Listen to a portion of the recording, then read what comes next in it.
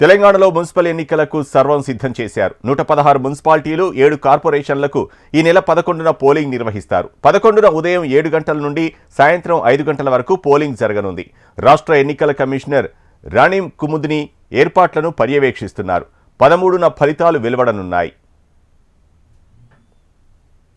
రాష్ట్రంలో 116 మున్సిపాలిటీలు, 7 కార్పొరేషన్లలో 2996 వార్డులు, డివిజన్లలో ఎన్నికలు నిర్వహించనున్నారు. మున్సిపల్ ఎన్నికల పోలింగ్కు అవసరమైన ఏర్పాట్లు చేశామని రాష్ట్ర ఎన్నికల సంఘం కమిషనర్ ఇప్పటికే రాణి కుముదిని స్పష్టం చేశారు.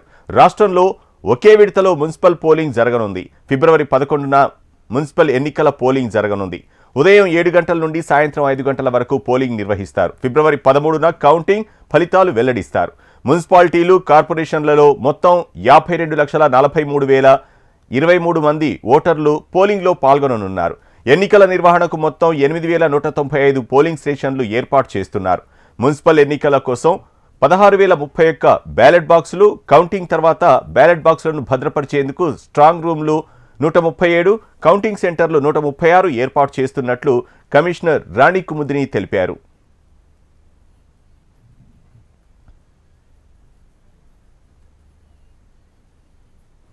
అభివృద్ధి పనులు చేసేది ఎక్కువ, చెప్పుకునేది తక్కువ, ఇదే తమ విధానమని మంత్రి శ్రీధర్ బాబు అన్నారు. వనస్థలిపురంలో పలు అభివృద్ధి కార్యక్రమాలకు మంత్రి శ్రీధర్ బాబు శంకుస్థాపన చేశారు. పేదోడి సొంతింటి కలను నిజం చేసిన ఘనత కాంగ్రెస్కే దక్కుతుందని అన్నారు. 10 ఏళ్ల అధికారంలో ఉండి ఒక్క డబుల్ బెడ్రూమ్ ఇళ్లు ఇవ్వని బీఆర్ఎస్ తమపై విమర్శలు చేయడం సిగ్గుచేటన్నారు. హైదరాబాద్ కు సంబంధించిన అభివృద్ధి సంక్షేమం మరి ఈ ప్రాంతంలో, ఇదే పట్టణంలో, ఇదే మహానగరంలో రాష్ట్రానికి సంబంధించిన అనేక మంది వివిధ ప్రాంతాల నుంచి వచ్చి ఇక్కడ స్థిరపడు, ఇక్కడ స్థానికంగా ఉన్న మా సోదరులకు, అదేవిధంగా వారి కుటుంబ సభ్యులందరికీ కూడా కనీస సౌకర్యాలను మెరుగైన రీతిలో ఏర్పాటు చేయాలనే ఒక ఆకాంక్షతో ఈరోజు జనాభా పెరుగుతూ ఉంది, ఈ మహానగరం పెరుగుతూ ఉంది. ఈ మహానగరం కూడా ప్రపంచ దేశాల్లోనే మరి మెరుగైన మహానగరంగా తీర్చిదిద్దాలనే ఒక ప్రయత్న భాగంలో ఇక్కడ ఉన్న క్వాలిటీ ఆఫ్ లైఫ్ పౌరులకు సంబంధించి మెరుగైన రీతిలో ఉంచాలనే ఒక ఆలోచనతోనే ఒకటి ఆలోచన చేస్తే మీరు మూసీ నది ప్రక్షాళన, రెండవది కాలుష్యం చిమ్మే పరిశ్రమలు ఈ పట్టణానికి దూరంగా ఉండే విధంగా ప్రయత్నం. కొన్ని మహానగరాలు, ఉదాహరణకి ఢిల్లీలో ఎయిర్ క్వాలిటీ కోషెంట్ సంబంధించి మొన్న చూసాం ప్రత్యేకంగా. అక్కడ ఉన్న కాలుష్యంతో విద్యా సంస్థలు కానీ, ఆఫీసర్లు కానీ 2 నెలల వరకు సెలవులు ఇచ్చారు. అలాంటి పరిస్థితులు ఇక్కడ రావద్దు. మరి ఫ్యూచర్ని కూడా దృష్టిలో పెట్టుకొని అనేక విధానపరమైన నిర్ణయాలు ముఖ్యమంత్రి రేవంత్ రెడ్డి గారు తీసుకుంటా ఉన్న నేపథ్యం, దానికి తోడు జనాభా పెరుగుతూ ఉంది, వెహికల్ ట్రాఫిక్ పెరుగుతూ ఉంది, రద్దీ పెరుగుతూ ఉంది, రోడ్లు పరంగా కంజెషన్ జరగొద్దని ఇప్పుడే మనం చూసినాం. ఈరోజు మేము మొదలుపెట్టిన అనేక రోడ్లు కానీ, డ్రైనేజ్లకు కానీ సంబంధించి డీకంజెషన్ చేయాలి, ట్రాఫిక్ డీకంజెషన్ చేయాలనే మా ఆలోచనలో అనేక కొత్త ప్రాజెక్టులను కూడా చేపడతా ఉన్నాం. మున్సిపల్ ఎన్నికల్లో 80% సీట్లు కాంగ్రెస్ గెలుస్తుందని మంత్రి పొంగులేటి శ్రీనివాసరెడ్డి అన్నారు. గ్రామ పంచాయతీల్లో వచ్చిన తీర్పు మళ్లీ రిపీట్ కాబోతోందని అన్నారు. తమ గెలుపు జీర్ణించుకోలేక కాంగ్రెస్పై బీఆర్ఎస్ ఆక్రోశం వెళ్లగక్కుతోందన్నారు. అసభ్య పదజాలంతో మాట్లాడే వారికి మున్సిపల్ ఎన్నికల్లో గుణపాఠం చెప్పాలని ప్రజలను కోరుతున్నట్లు వెల్లడించారు. గడిచిన 2-3 రోజుల్లోనైతే క్రితమైతే ఆ భాష, ఆ వేషం, ఆ సంస్కృతి, ఆ పదజాలం సమాజం సిగ్గుపడేలా ఆనాటి మాజీ మంత్రులు అనేక వేదికల మీద, అది ఈ ముఖ్యమంత్రి గారిని కానివ్వండి, ఈ ప్రభుత్వంలో ఉండే అనేక మంది ముఖ్యులను కానివ్వండి, వారి మాట్లాడే ఏజెండా చూస్తుంటేనే ఈ మున్సిపల్ ఎన్నికల ఫలితాలు ఎలా రాబోతున్నాయో స్పష్టంగా కనిపిస్తుంది. ఆ ఆక్రోశం, ఆ పదజాలం అసందర్భంగా వాడు ఈడు నుంచి దిగకుండా మాట్లాడే సంస్కృతిని, వారి పదాలు నేను మాట్లాడలేదే కానీ ఆ సంస్కృతిని తీవ్రంగా తప్పు పడుతున్నాను. నేను తప్పు పట్టడమే కాదు, రాష్ట్ర ప్రజలందరూ తప్పు పడుతున్నారు. గ్రామ పంచాయతీల్లో ఎలా అయితే తీర్పు ఇచ్చారో ప్రజలు, రేపు మున్సిపల్ ఎన్నికల్లో కూడా సిమిలర్ ఫలితాలు, అంతకంటే మరింత ఎక్కువ ఫలితాలు కాంగ్రెస్ పార్టీకి వస్తున్నాయి. మాజీ మంత్రి హరీష్ రావును టార్గెట్ చేస్తూ మరోసారి చురకలు వేశారు. రాష్ట్రం మొత్తంలో సిద్దిపేట మున్సిపాలిటీకే నిధులు మంజూరయ్యాయని, ముఖ్యమంత్రికి ఆయన గుంటనక్కకు మధ్య ఏముందో అంటూ సెటైర్లు వేశారు. మున్సిపల్ ఎన్నికల ప్రచారంలో పార్టీలు బూతుల పురాణంతో అసలు విషయాలను పక్కదారి పట్టించే ప్రయత్నం చేశాయని విమర్శించారు కవిత. స్థానిక సమస్యలపై ప్రశ్నించి పరిష్కరించే మంచి అభ్యర్థులను ఎన్నుకోవాలని ఓటర్లకు సూచించారు. మున్సిపల్ బూతుల వర్షం ముగిసి చెవులకు హాయిగా ప్రశాంతంగా ఉన్నది. వడగండ్ల వాన పడిపోతే ఎంత ప్రశాంతంగా ఉంటుందో ఈ బూతుల వాన ఆగిపోవడం అంత సంతోషంగా ఉంది. ఈ పార్టీ ఆ పార్టీ అని కాకుండా ప్రతి ఒక్కరు కూడా అసలు ఇష్యూస్ పక్కకు పెట్టి ఈ తూకిత్తా అంటే తూకిత్తా అనేటటువంటి ప్రయత్నం చేసి ప్రజల వాళ్ళ యొక్క దృష్టిని మరల్చే ప్రయత్నం చేశారు. నిజంగా ఈ ప్రచార సరళి వింటే నాకేమనిపించిందంటే, సర్పంచ్ ఎన్నికలు లెక్క మున్సిపల్ ఎన్నికలు కూడా పార్టీ గుర్తు లేకుండా జరిగితే బాగుంటుందేమో. ఎందుకంటే బీజేపీ జాతీయ అధ్యక్షుడు వచ్చిండు మహబూబ్నగర్కి ప్రచారానికి, కానీ ఇప్పటికి కూడా మహబూబ్ నగర్లో 2 నుంచి 3 రోజులకు ఒకసారి కూడా మంచినీళ్ళు రానటువంటి పరిస్థితి ఉన్నది. కానీ ముఖ్యమంత్రి గారు ఆ విషయం మాట్లాడలేదు, బీజేపీ జాతీయ అధ్యక్షుడు గారు ఆ విషయం మాట్లాడలేదు. ఎందుకంటే మున్సిపాలిటీలో ఒక దగ్గర బీజేపీ బీఆర్ఎస్ దోతి చేస్తున్నారు, ఒక దగ్గర బీజేపీ కాంగ్రెస్ కలిసి ప్యానెల్ చేస్తున్నారు, రకరకాల అరేంజ్మెంట్స్లో ప్యానెల్స్ అవుతున్నాయి. నష్టమేం లేదు, మంచి వాళ్ళని ఎన్నుకోండి దయచేసి. అవకాశం ఉన్న కాడ మా సింహం గుర్తు మీద నిలబడ్డోళ్ళకు అక్కడ కూడా ఓట్లేయండి. ఎందుకంటే మున్సిపల్ ఎన్నికలు అంటే లోకల్ ఇష్యూస్ మీద డిస్కషన్ జరగాలి, లోకల్ పని చేసే వాళ్ళు కావాలి. కాబట్టి నేను మిమ్మల్ని అపీల్ చేస్తా ఉన్నా. ఇక విచిత్రమైన విషయం ఏంటంటే, కాంగ్రెస్ ప్రభుత్వం వచ్చినప్పటి నుంచి ఇప్పటి వరకు ఇన్ని మున్సిపాలిటీలు ఉంటే, ఇప్పుడు ఎన్నికలకు పోతున్నాయి 116 మున్సిపాలిటీలు, 7 కార్పొరేషన్లు ఉంటే కేవలం ఒకే ఒక్క మున్సిపాలిటీకి అండర్ గ్రౌండ్ నిధులు మంజూరైనాయి. గెస్ చేయండి ఏ మున్సిపాలిటీ అయి ఉంటుంది అది? ముఖ్యమంత్రి గారికి గుంటనక్క గారికి ఉన్న సంబంధంతో కేవలం సిద్దిపేటకు మాత్రం అండర్ గ్రౌండ్ డ్రైనేజ్ మంజూరైంది. అంటే ఏందన్నట్టు ఇది? కాంగ్రెస్ ప్రభుత్వం ఉన్నా వారికే పనులు అవుతాయి, బీఆర్ఎస్ ప్రభుత్వం ఉన్నా వారికే పనులు అవుతాయి. చాలా వెరైటీగా ఉంది. నారాయణపేట జిల్లా మక్తల్ మున్సిపాలిటీలో బీజేపీ అభ్యర్థి ఆత్మహత్య తెలంగాణ రాజకీయాన్ని హీట్ ఎక్కిస్తోంది. 6వ వార్డులో కౌన్సిలర్గా పోటీ చేస్తున్న మహదేవ్ ఉరివేసుకుని ఆత్మహత్యకు పాల్పడ్డాడు. దీంతో బీజేపీ శ్రేణులు భగ్గుమంటున్నాయి. నామినేషన్ వేసిన దగ్గర నుంచి మహదేవ్ను ప్రత్యర్థులు బెదిరింపులకు గురి చేస్తున్నారని ఆరోపిస్తున్నారు బీజేపీ నేతలు. వేధింపులు భరించలేకే మహదేవ్ ఆత్మహత్యకు పాల్పడ్డారని చెబుతున్నారు. ఇలా ప్రజలకు భారతీయ జనతా పార్టీ మీద, నరేంద్ర మోడీ గారి మీద విశ్వాసం, నమ్మకం పెరగడంతో అన్ని మున్సిపాలిటీస్లో భారతీయ జనతా పార్టీకి అనుకూలమైన వాతావరణం నిర్మాణమైంది. ఈ పరిస్థితిలో మక్తల్లోనే 6వ వార్డు కౌన్సిలర్ మహదేవప్ప గెలుపు దిశగా వస్తున్న తరుణంలో కాంగ్రెస్ పార్టీ నాయకులు ఫోన్ ద్వారా బెదిరించి పోటీ నుంచి తప్పుకోవాలని చెప్పి వార్నింగ్ ఇవ్వడంతో కేవలం ఒక్కరోజు కాదు, మొదటి నుంచి కూడా అనేక సందర్భాల్లో వార్నింగ్ ఇష్టపడి కూడా మహదేవప్ప ధైర్యంగా ఇలా బరిలో నిలబడ్డాడు.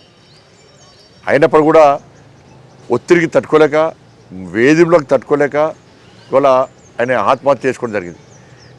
ఇది ఆత్మహత్య కాదు, కాంగ్రెస్ పార్టీ ప్రభుత్వం చేసిన హత్యగా ఇలా భావించాల్సి వస్తున్నది. అనేక ప్రాంతాల్లో భారతీయ జనతా పార్టీతో పాటు ఇతర పార్టీ కార్యకర్తలను ఎత్తుకపోవడం, బెదిరించడం, వాళ్ళ కుటుంబ సభ్యులు ఉద్యోగస్తుంటే వాళ్ళకు వార్నింగ్లు ఇవ్వడం, పోటీ నుంచి తప్పించే ప్రతి చేయడం. చేతగాని దద్దమ్మ పార్టీ కాంగ్రెస్ పార్టీ వాళ్ళ. మీకు ధైర్యం ఉంటే, మీకు చీము నెత్తురుంటే డైరెక్ట్ బరిలో దిగి మీకు గెలిపేందో చూపట్టండి. పిరికి పందల లెక్క, సేవ చేసిన లెక్క, చాతగానో లెక్క ఇప్పుడు భారతీయ జనతా పార్టీ కార్యకర్తలను వేధింపులకు గురి చేస్తే ఇవాళ తగిన గుణపాఠం చెప్తాం. భయపడే ప్రసక్తి లేదు. మీ ఏం కాదు, కాంగ్రెస్ పార్టీతో ఏం కాదు. ప్రజలు రోడ్ల మీద తిరిగే పడే పరిస్థితి ఉన్నది. తిరుగుమని రాష్ట్ర ముఖ్యమంత్రిని తిరుగుమని చెప్పి రోడ్ల మీద తిరుగుమని చెప్పాను, మీ మంత్రులను రోడ్ల మీద తిరుగుమని చెప్పాను. రాళ్లతో కొట్టే పరిస్థితి వచ్చింది తెలంగాణ రాష్ట్రంలో. ఈ ఎన్నికలు వస్తాయి పోతాయి, ఎన్నికల తర్వాత మిమ్మల్ని వదిలిపెట్టే ప్రసక్తి లేదు. మహదేవప్ప మృతి వాళ్ళ ప్రతి భారతీయ జనతా పార్టీ కార్యకర్తలు కూడా ఆవేదన రగిలిస్తున్నది, అలా ఆవేశం రగిలిస్తున్నది. మా యొక్క సహనాన్ని మీరు పిరికితనంగా భావిస్తే ఇలా తిరగబడుతున్న విషయాన్ని గుర్తుంచుకోండి, వదిలిపెట్టే ప్రసక్తి లేదు. ఇలా భారతీయ జనతా పార్టీ కార్యకర్తలుగా అప్పీల్ చేస్తున్నా, ఆత్మహత్యలు చేసుకోకండి. భారతీయ జనతా పార్టీ కార్యకర్తలకు దేనికైనా తెగించి కొట్టాలండి. మీ వెనుక భారతీయ జనతా పార్టీ రాష్ట్ర శాఖ ఉన్నది. రేపే కౌంటౌన్ స్టార్ట్ అయింది కాంగ్రెస్ పార్టీకి. ఎల్లుండి నుంచి యుద్ధం ప్రారంభిస్తాం. కాంగ్రెస్ పార్టీ సంగతి చూస్తాం. ఇలా మహదేవప్ప మృతి విషయంలో రాష్ట్ర ప్రభుత్వం వెంటనే విచారణ కొనసాగించాలి. కాంగ్రెస్ పార్టీ నాయకులను వెంటనే అరెస్ట్ చేయాలి. తెలంగాణలో జరుగుతున్నటువంటి మున్సిపల్ ఎన్నికల్లో అధికార కాంగ్రెస్ పార్టీ ఏ స్థాయికి దిగజారి ఒత్తిడులకు, బెదిరింపులకు, వేధింపులకు పాల్పడి భారతీయ జనతా పార్టీ అభ్యర్థులను ఎన్నికల బలి తప్పించడానికి అనేక కుట్రలు పడుతున్న ఉదంతం నిన్న మక్తల్ మున్సిపాలిటీలో ఒక ఆదివాసీ గిరిజనుడు ఎరుకల సమాజానికి సంబంధించిన వ్యక్తి బీజేపీ కార్యకర్త మాదేవప్ప అక్కడ మున్సిపల్ వార్డుకు పోటీ చేస్తూ ఉంటే అతని మరి బరిలో నుంచి తప్పుకోమని చెప్పి ఒకవైపు మంత్రి బెదిరింపులకు పాల్పడడం, ఒత్తిడి చేయడం. అది ముఖ్యమంత్రి సొంత జిల్లా. ఇది మహబూబ్నగర్ ఉమ్మడి జిల్లా. మహబూబ్నగర్ జిల్లాలో ఈ పరిస్థితి ఉందంటే మీరు ఊహించుకోవచ్చు. తెలంగాణ రాష్ట్రంలో ఏ రకంగా ఎన్నికలు జరుగుతూ ఉన్నాయి. ఇవాళ ఆ వేధింపులు, ఒత్తిడి తాళలేక ఆ అబ్బాయి బీజేపీ అభ్యర్థి నిన్న ఉరివేసుకొని చనిపోవడం జరిగింది. అతను తన భార్యకు చాలా స్పష్టంగా చెప్పడం జరిగింది, నేను గెలవడం ఖాయం, ఈ వార్డు నుంచి కౌన్సిలర్ కావడం ఖాయం. గెలిచిన తర్వాత కూడా ప్రభుత్వము, మంత్రులు ఈ రకమైన ఒత్తిడి తీసుకొచ్చి నా మీద అనేకమైనటువంటి వేధింపులకు గురి చేసే ప్రమాదం ఉన్నది. కాబట్టి నేను గెలిచినా ఇవాళ ఉండలేను, బతకలేను. కాబట్టి నేను మరి చనిపోతున్నా అని చెప్పి ఆ రకంగా చెప్పి చనిపోయాడంటే ఇవాళ ప్రజాస్వామ్యం మీద నమ్మకం ఉన్నదని చెప్పుకునే కాంగ్రెస్ పార్టీ ఉదయం లేస్తే రాజ్యాంగాన్ని పట్టుకుని ఢిల్లీలో మరి ప్రకంపనలు చేసేటువంటి రాహుల్ గాంధీ ఇవాళ జవాబు చెప్పాలి. తెలంగాణలో మీ ప్రభుత్వం బీజేపీ అభ్యర్థి మహదేవ్ మృతికి రామచంద్రరావు సంతాపం తెలియజేశారు. మహదేవ్ ఆత్మహత్య తీవ్రంగా కలిచివేసిందని అన్నారు. మహదేవ్ మరణానికి కాంగ్రెస్ బెదిరింపులే కారణమని, వేధింపులు తట్టుకోలేకనే మహదేవ్ ఆత్మహత్య చేసుకున్నాడని ఆరోపించారు. బాధ్యులను వెంటనే అరెస్టు చేయాలని, మహదేవ్ కుటుంబానికి న్యాయం జరిగే వరకు పోరాడతామని అన్నారు. మక్తల్ ఆసుపత్రికి ఎంపీ డీకే అరుణతో పాటు వెళ్లిన రామచంద్రరావు మహదేవ్ మృతదేహాన్ని పరిశీలించారు. కాబట్టి నీకు గెలుస్తారు కాబట్టి నన్ను బెదిరిస్తున్నారు కాబట్టి ఆ భయంతో స్థానిక రాజకీయ నాయకులు కానీ, మినిస్టర్ కానీ, ఎమ్మెల్యే కానీ వీళ్ళ ఒక ఒత్తిడి వలన అతను ఆత్మహత్య చేసుకున్నట్టు భార్య పొద్దున చెప్పింది. ఇక్కడ స్థానికంగా పోలీసులు ఎఫ్ఐఆర్ని కూడా మార్చడం జరిగింది. ఏంటంటే ఆమె సంతకం తీసుకున్న, చదువు రాదు ఆమెకు, దాంట్లో రాసి కింద సంతకం తీసుకున్నారు. దాంట్లో ఓడిపోతానన్న భయంతో నేను ఆత్మహత్య చేసుకున్నాడు మా ఆయన చెప్పి చెప్పడం జరిగింది. ఇది ఎంత అబద్ధము! ఎంత సీఎం జిల్లా అయినా, ఎంత మంత్రి జిల్లా అయినా ఇటువంటి ఒక తప్పుడు పని చేయడానికి ప్రభుత్వానికి, నాయకులు సిగ్గు ఉండాలి. ఇది రేవంత్ ప్రభుత్వమా, రాబందర్ ప్రభుత్వాన్ని ఒకసారి మనం ఆలోచిస్తాం. ఇది ఆత్మహత్య కాదు, ఇది హత్యగానే మేము భావిస్తాం. పోలీసులు కూడా చెప్తా ఉన్నాను నేను, మీరు నా చట్టపరంగా మీరు పోకపోతే తీవ్రమైనటువంటి పరిణామాలను మీరు ఎదుర్కోవాల్సి వస్తుంది. మీరు కార్యకర్తలు గారు, మీరు గవర్నమెంట్ జాబ్స్, గవర్నమెంట్ ఉద్యోగస్తులు, మీరు ప్రజలకు అందరి రకాలుగా మీరు సహకారం చేయాలి. ఒక పార్టీ కోసం మీరు పోలీసులు ఉద్యోగం లేరు. ఏ విధంగా మీరు మారుస్తారంటే ఎఫ్ఐఆర్ ఒక వర్షాన్ని ముఖ్యమంత్రి చెప్పని మారుస్తారా? మన మంత్రి చెప్పని మారుస్తారా? ప్రజలు ఏం కావాలి? ఈ యొక్క జిల్లాలో తప్పుడు ఎఫ్ఐఆర్ ఎట్లా రాస్తారు? ఒక చోటనో ముఖ్యమంత్రి గారి తమ్ముడే అన్ననో వచ్చి పార్టీ మార్పిస్తారు మా వాళ్ళని. అక్కడ కూడా ఎస్టీ లంబాడ, ఇక్కడ ఎస్టీఏ. అంటే ఎస్టీల మీద మీ వ్యతిరేకత ఉంది, అది తెలుసు. ద్రౌపది ముర్ము మీద మీరు ఏమేమి మాట్లాడుతున్నారు, కానీ ఈ రకంగా ప్రాణాలు తీసేటటువంటి ఒక వ్యతిరేకత ఎస్టీల మీద ఉందంటే ఏం చెప్పాలి? నేను డిమాండ్ చేస్తా ఉన్నాను, వెంటనే ఎఫ్ఐఆర్ మార్చాలి. ఇది ఎన్నికల సంబంధం కాదు, ఇది ఒక మనిషి ప్రాణం సంబంధం.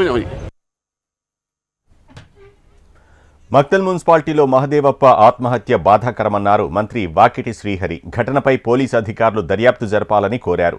జిల్లా ఎస్పీకి నిజాలు తేల్చాలని చెప్పినట్లు మంత్రి గుర్తు చేశారు. బీజేపీ కౌన్సిలర్ అభ్యర్థి కుటుంబ సభ్యులు వివిధ పార్టీల నుంచి పోటీ చేస్తున్నారని అన్నారు. ఆత్మహత్య చేసుకున్న వ్యక్తికి తాను ఫోన్ చేసినట్లు ఉంటే ఆధారాలు చూపించాలని డిమాండ్ చేశారు. కేంద్ర రాష్ట్ర ప్రభుత్వాలు ఏ ఎంక్వైరీ వేసినా సిద్ధంగా ఉన్నట్లు వెల్లడించారు. మహదేవప్ప ఆత్మహత్యను రాజకీయాలకు ముడిపెట్టారని, రాజకీయ లబ్ధి కొరకే బీజేపీ డ్రామాలాడుతోందని అన్నారు. ఘర్షణ, ఫ్యాక్షన్ రాజకీయాలకు తాను వ్యతిరేకమన్నారు వాకిటి శ్రీహరి. 100% ఈ విషయాన్ని లోతుగా ఎంక్వైరీ చేసి నిజాలను చందాపూర్ గ్రామ ప్రజలకే కాదు ఈ రాష్ట్ర ప్రజలకు కూడా తెలిసే విధంగా చేయాలని, తద్వారా ఎటబడితే అట మాట్లాడతాం, ఎవరినైనా బదలాం చేస్తామనేటువంటి ఏ కోణం తీసుకున్నారో ఇది సరైనది కాదని ఎవరు కూడా చెప్పలే. ఎస్ఐ గారిని సిఐ గారిని పోయి సంతకాలు తీసుకోమని. ముందు ఎందుకు జరిగింది, ఎట్లా జరిగింది తెలుసుకోవాల్సిన అవసరం ఉంది. తెలుసుకున్న తర్వాత నిజం. మక్తల్ మున్సిపాలిటీలో మహదేవప్ప ఆత్మహత్య ఘటనపై ఎలాంటి సూసైడ్ నోటు దొరకలేదని డీజీపీ శివధర్ రెడ్డి అన్నారు. కుటుంబ సభ్యుల ఫిర్యాదును బట్టి చర్యలు తీసుకుంటామని తెలిపారు. చేసుకున్నాడు బీజేపీ క్యాండిడేట్ ఆయన, మక్తల్ సంబంధించిన ఆయన. దానికి కారణాలు తెలియదు మనకు ఇంతవరకు. ఆయన నాకు తెలిసినంత వరకు అయితే సూసైడ్ నోట్ కూడా ఏం రాయలేదు. ఇక మీరు ఏదైతే అంటున్నారో మాకు అట్లాంటిది ఏం లేదు. ఎవరి పైన ఇచ్చినా కానీ భార్య కానీ కూతురు కానీ కొడుకు కానీ వాళ్ళకి సంబంధించిన వాళ్ళు ఎట్లా ఎఫ్ఐఆర్ ఇస్తే ఆ రకంగా బుక్ చేస్తాం మేము. దానికి మాకు అందులో మేము పని కట్టుకొని పోలీసులు ఈ రకంగా చేయడం డిక్టేట్ చేయడంలో అదే ఉండదు. వాళ్ళు ఏ రకంగా ఇస్తే ఆ రకంగా బుక్ చేస్తాం మేము.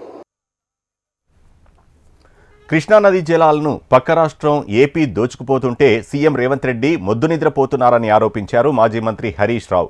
కృష్ణా జలాల్లోని 664 టీఎంసీలు అంటే 80% నీళ్లను ఏపీ వాడుకుందని తెలంగాణ ఈఎన్సీ కేఆర్ఎంబీకి లేఖ రాశారని గుర్తు చేశారు. టెంపరరీ అగ్రిమెంట్ ప్రకారం ఏపీ 66% మాత్రమే వాడాలని, కానీ 80% వాడుకుందని. ఇంత జరుగుతుంటే సీఎం రేవంత్ రెడ్డి నీటిపారుదల శాఖ మంత్రి ఉత్తమ్ ఏం చేస్తున్నారని ప్రశ్నించారు. చేతులు కాలాక ఆకులు పట్టుకున్నట్లు ఉత్తరాలు రాయడం తప్ప ఏం చేయరా అంటూ నిలదీశారు. తెలంగాణ నీటి అవసరాలను పట్టించుకునే బాధ్యత ఈ ప్రభుత్వానికి లేదా అంటూ ఫైర్ అయ్యారు. శ్రీశైలం, నాగార్జున సాగర్ నుంచి నీళ్లు తరలించుకుపోతుంటే జూబ్లీహిల్స్ ప్యాలెస్లో కూర్చొని చోద్యం చూస్తున్నారా అంటూ ఘాటుగా వ్యాఖ్యానించారు మాజీ మంత్రి హరీష్ రావు. వాడుకున్నాక అప్పుడు ఉత్తరం రాసి చేతులు దులుపుకుంటారు. ఉత్తరాలు రాసుడు కాదు కదా, మన నీళ్లు మనం కాపాడి పెట్టుకోవాలి కదా, మన రాష్ట్ర అవసరాలను మనం జాగ్రత్తగా వాడుకోవాలి కదా, మన రాష్ట్ర హక్కుల్ని మీరు కాపాడాలి కదా. ఏమన్నట్టు ఉత్తరం రాసి చేతులు దులుపుకోవడం.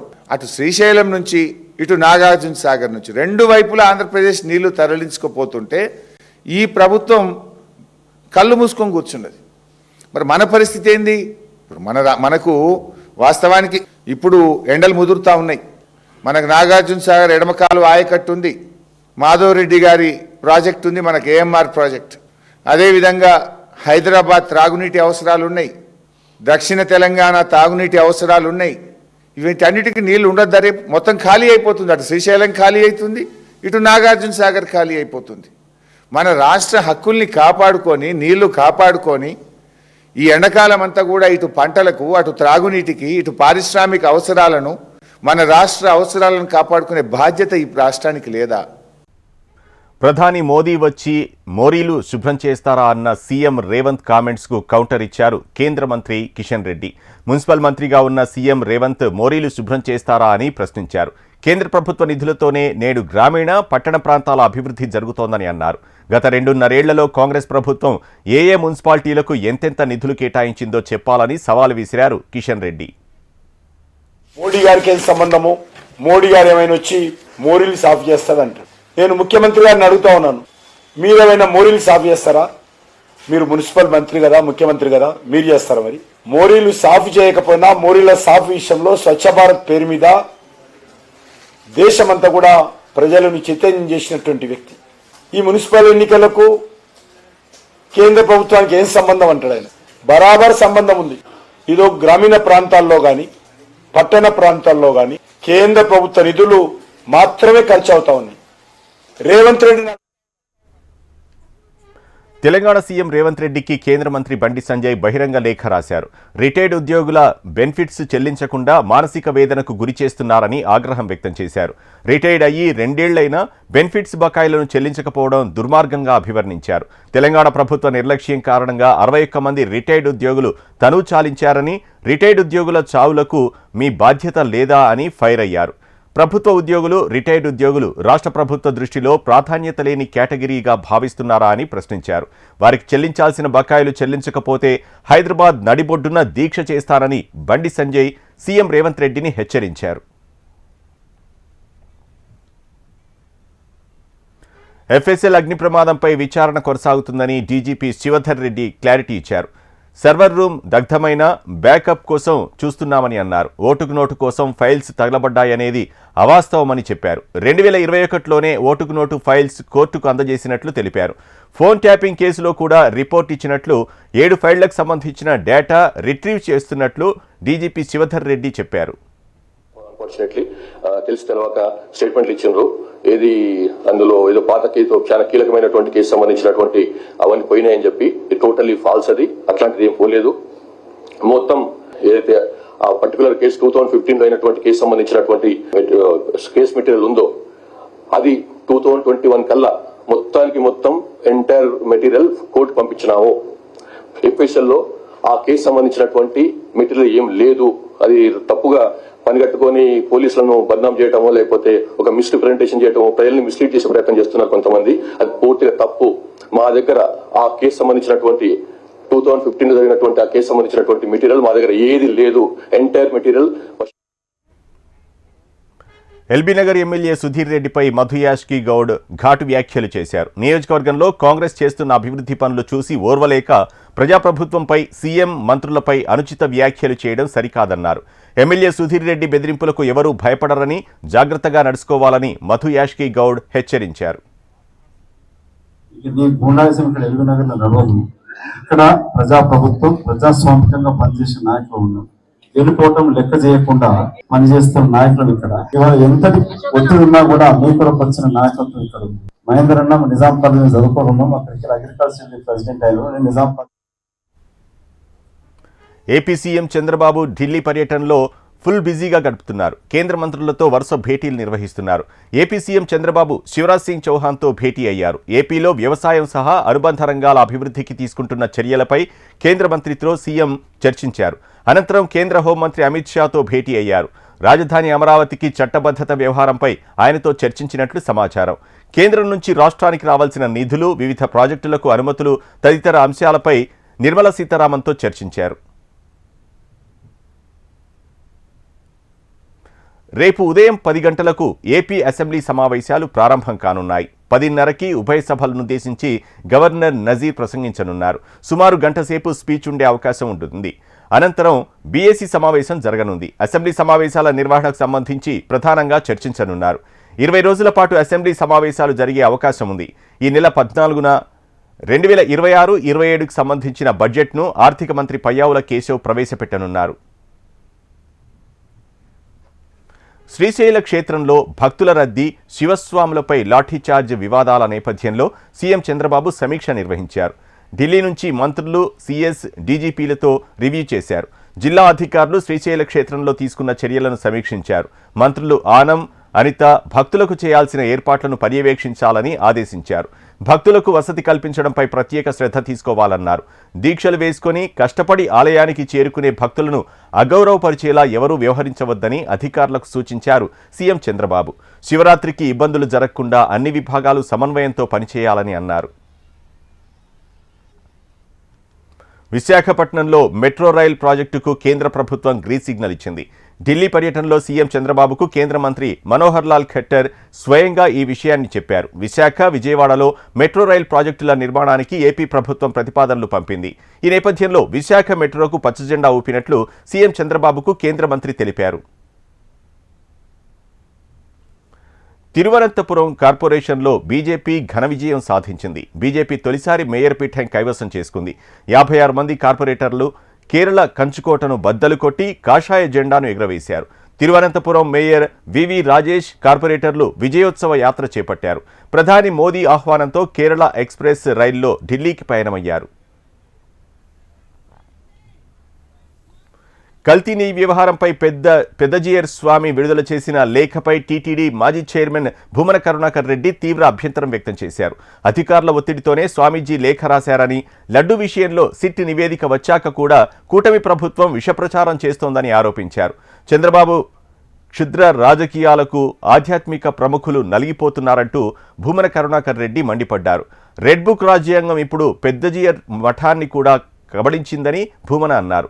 తమిళుడైన పెద్దజీయర్తో తెలుగులో లేఖ రాయించి హిందీలో సంతకం చేయించారని ఆరోపణలు చేశారు. వెంకటేశ్వర స్వామిని రాజకీయాలకు వాడుకుంటే ఊరుకోమంటూ భూమన హెచ్చరించారు.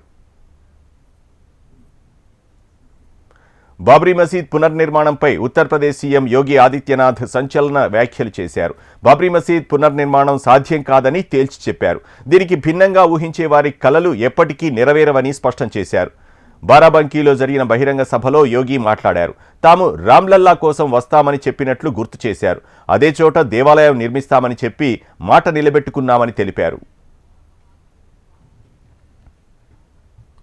లోక్సభ స్పీకర్ ఓం బిర్లాపై అవిశ్వాస తీర్మానం పెట్టారు ఇండియా కూటమి ఎంపీలు.